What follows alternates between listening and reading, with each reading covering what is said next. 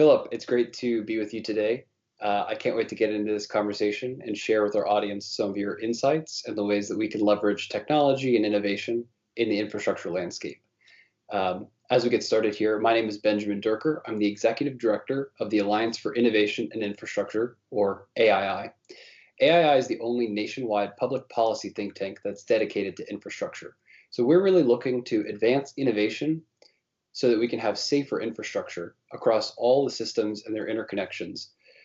Today's conversation is going to focus on strategic ways that we can incorporate technology and innovation that have mutual and multiplying benefits across different sectors and infrastructure scales, across different infrastructure components.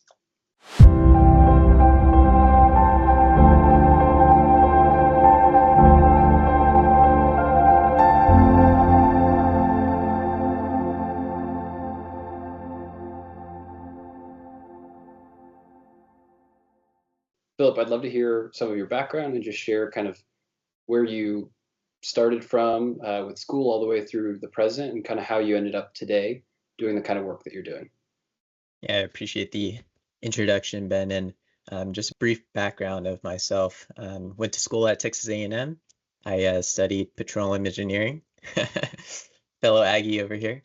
And yeah, I actually joined petroleum engineering just because, a lot of people think oil and gas is a very old school industry, but there's a lot of innovation and technology going into oil and gas. So I just really fell in love with um, the amount of technology and the R&D going into the oil and gas space to efficiently extract oil and gas and the resources we need to run the world, right?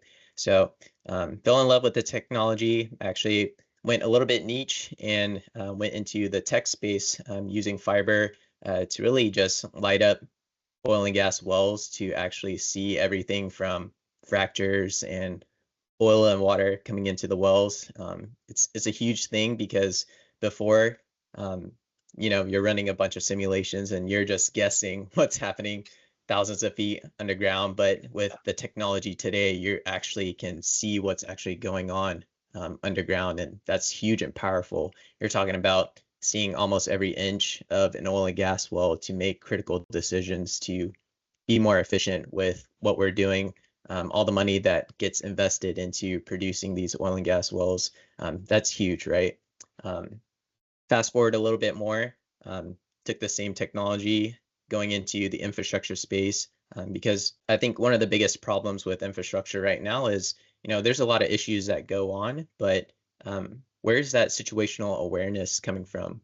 How are we actually figuring out what the root causes are instead of being in a very reactive state? And I think as an industry can agree, we're very responsive of what's going on. So how can we get ahead of that and actually prevent these damages or things that happen that are unseen?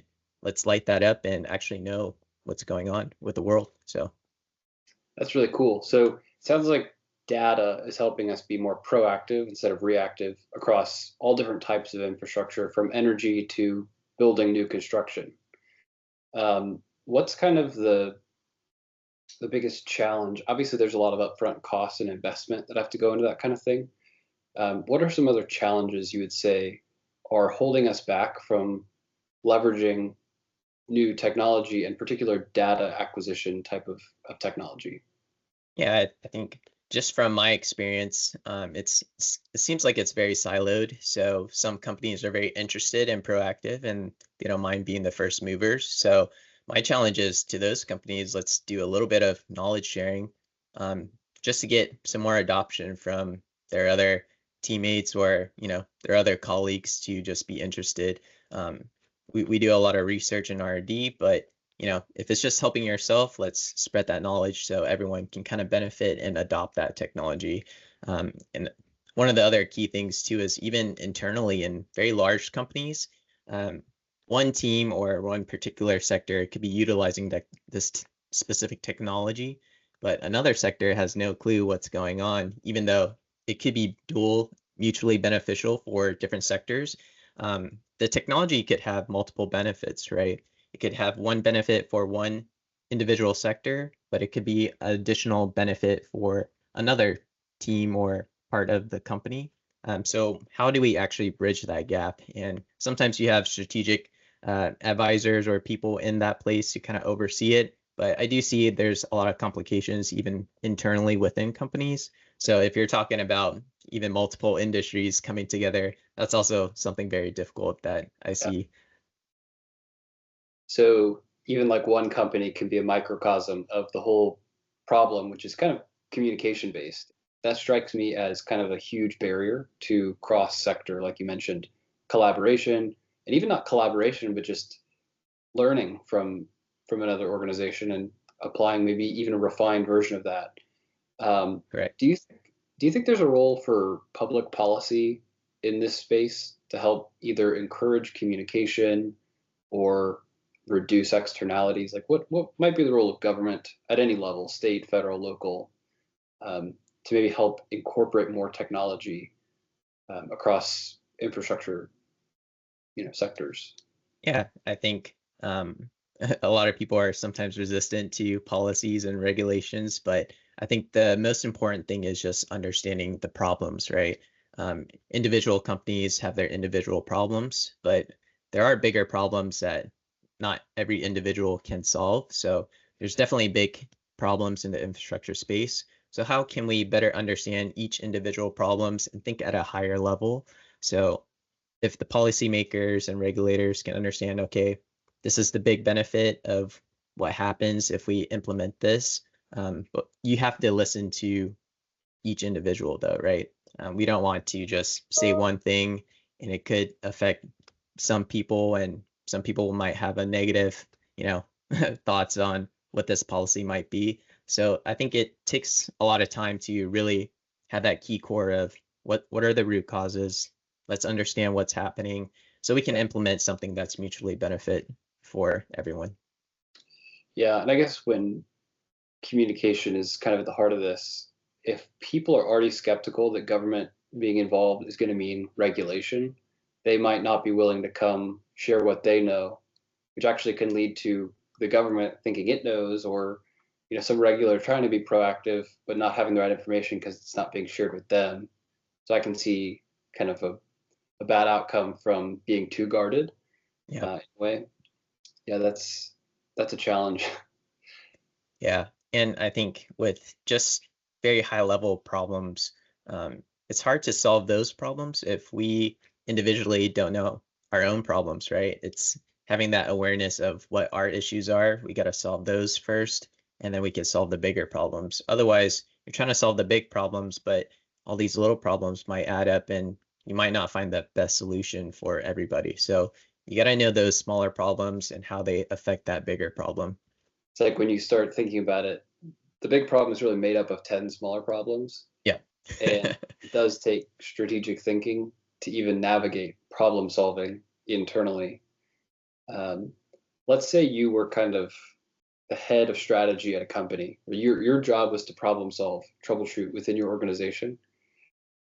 That includes better communication between departments and making sure technology is being used. What's kind of your maybe 3 point first step? Like, what do you do on day one Yeah. to improve company X, Yeah, I not think company Z? yeah, I think one is I think the culture and the environment. So as a leaders, we should be creating like a safe environment for people to be able to be open and willing to share. Um, sometimes you just say, "Hey, I want to hear your thoughts," but if you didn't create that, trust and accountability for people to be open and sharing, you don't really know those key issues because some people are the frontline workers. They see a lot of things that the leaders don't see. So you do have to create that safe space for them to be able to share and not feel ashamed or feel like, oh, this might be a bigger issue. So just creating that culture in the first place, I think, is one. Two is just being willing to communicate carefully and listening. You're listening to understand. You're not trying to solve the problem from day one, right? You do have to take time to listen and understand, map out that root cause map. Like you said, there could be 10 different problems. So let's understand each and every one of them. And then you can come to that right conclusion. So being able to take that time to really, dive deep and analyze what these root problems are, and then create that communication to solve it. And then three is, everyone talks about ideas, but let's put an action plan together. So how do you strategically execute that plan? So, a lot of associations are great where industry leaders come together. We talk about mutual common problems that we have, right? So, all right, we know the problems. Let's actually have someone figure out that plan and let's get everyone to start executing because, all talks and ideas are great, but if you're not taking action, you're not going to get any results. So, let's put that action plan in place and really follow through. You talk a lot about listening and understanding the problem and communication within the organization, and then kind of you take that into an action plan. I'm also interested, coming back to the technology piece and ways that we can multiply effects. There's a lot of talk within companies about return on investment. Nobody wants to invest in some technology or new process, whatever it is, if they aren't certain they're going to get back more than they put in. As a strategic thinker and thinking about taking time to listen to all these problems, how do you combat that problem where maybe executives don't want to do something, they don't want to invest yet? How do you show them that actually the listening, the problem solving internally is part of unlocking that ROI? Like, what's your kind of Yeah. answer to that challenge? Yeah, I think one of the most kind of undervalued resource that when you talk in the business world sometimes is time. So time is something that's super important, right? You know, nobody can buy back time. So to be honest, time is the most valuable thing that we have. So, when we do come up with these plans and, it's great to look at your P&Ls and that ROI, but if we're talking about, hey, this is a 5-year plan, but you can execute something, let's say in a shorter period, in a 1-year time period. That's a lot of savings in time, but yeah, cost wise too, that's going to save you quite a bit. I think one of the challenges too is, sometimes there's technology out there to help you progress quicker in time, but if the ROI is not there, whatever I'm doing right now, it's just, net zero, but that time piece is costly and Yeah. it's very undervalued at times, but everyone has a limited amount of time. So would you rather take 5 years to do something or can you achieve it now? So I think we do have to take a step back and ask the question, time is not in our hands. It's constantly going. So if we just take a short pause, create this plan to implement something a lot quicker, you're talking about years of savings rather than just, sitting on the back seat and trying to figure out the risk management. So yeah, take into consideration the time it takes to implement something and achieve something. That makes sense. And I feel like there's probably a tendency not to want to sit and listen to what kind of the frontline people are thinking or all that because it takes time. Well, you're going to waste Correct. all this time just sitting listening to people kind of vent or think about what their ideas are. But if you learn something from that process that then makes your solution actually more efficient, that was a worthwhile investment in itself. And there's actually return on that investment.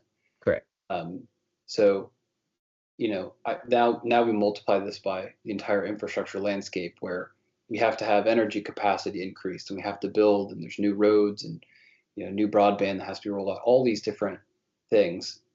All of them have a time component. And all these challenges that happen in one organization are happening at all the organizations, and they're happening in government, and then they're happening across states. It could become kind of defeatist, like how can we overcome this? But I think Yeah. that's where innovation and technology really comes in, because some things can be solved with tools like the data piece that we started with. If you can visualize and see with data 1,000 feet underground in solid rock, like why can't we visualize the solution for increasing the grid capacity or building new infrastructure without having damages to pipelines or harming excavators and construction workers?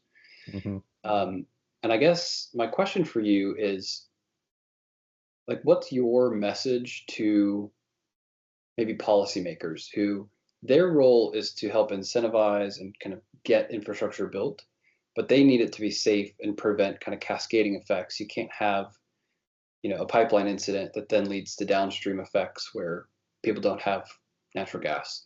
So they're going to maybe put the brakes on it and slow new development for the sake of safety.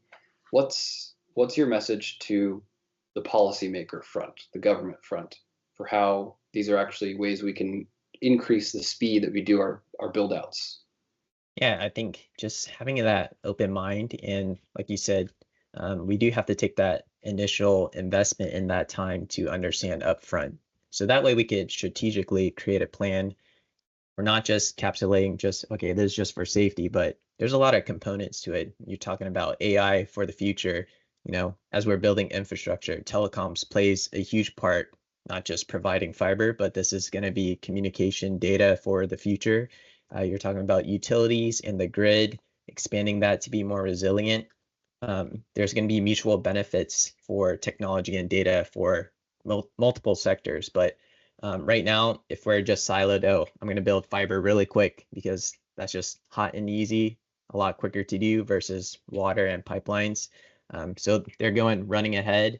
But then, you know, that's also causing a lot of damages to the older infrastructures. So how do we actually kind of slow down a little bit just to create that strategic plan? So maybe we could build multiple things at once and not just build one thing. Like multiple people will say, let's just dig once and not dig multiple times, right? So Yeah, no, that's smart. Applying that time piece because yeah, it's going to be slower if you wait before you open the hole, open the trench, wait a year. But then if that saves on a damage or all the costs from what may happen if you have to reopen it, next year or in 6 months. Yeah, that's pretty good application. Thinking about kind of just the public, the average person on the street, what would you want them to know about innovative technology and how we can overcome challenges across different infrastructure landscapes? The average person, they pay taxes, they use the roadways and these things. They're probably not going to want to see their taxes increased, but they do want safety. yeah, It's that same, dynamic effect. What's a message you would give to the public? yeah. I think, we talked about technology and the benefits of it helping multiple utilities, right? So if one utility is adopting one technology, another utility is adopting another one, you're talking about multiple different technologies. So can we get the utilities to work together to find a mutual technology that works for the broad general public, right? And increase their public safety. So you're talking about an investment that's not just benefiting one utility, but multiple utilities, and it benefits the public sector. So just educating the public on, what, there is technology out there. Everyone's kind of focused on solving their own problems, but let's also consider the broader scope. Let's think outside of just our own problems. How can we solve our problems and also help our friends and neighbors across the street to solve their problems too? So just having that open mind and, you know, seeking to serve others. We're not just looking to self-serve ourselves. When we open our arms out, be open to others, um, there's going to be good things that happen when we work together, not just working by ourselves. Yeah, that's awesome. I love it. I think this has been a super awesome conversation. I think the more people think strategically about time, about listening and collaboration, all these different components that, if you just think infrastructure, you might be, well, a road or a bridge. It's got to get built, there's concrete. But like all of that takes planning, there's strategy. When you really start to think that that's happening at all these different companies, then they have to work with government, work with each other, work with their shareholders and customers. You can see how there's a lot of really interesting stuff happening. Yeah. Uh, and I think it's really enlightening to just kind of hear you talk about the way that some people are solving those things and how there's technology that can, improve our responsiveness, become more proactive instead of reactive. So it's really encouraging. I can't wait to see how innovation is going to continue to change the infrastructure landscape going forward. But Philip, I want to thank you for your time. Thanks for chatting with our audience, and For anyone who's interested in learning more about infrastructure, innovation, technology, and safety, head over to aii.org. We've got tons of information and resources for you.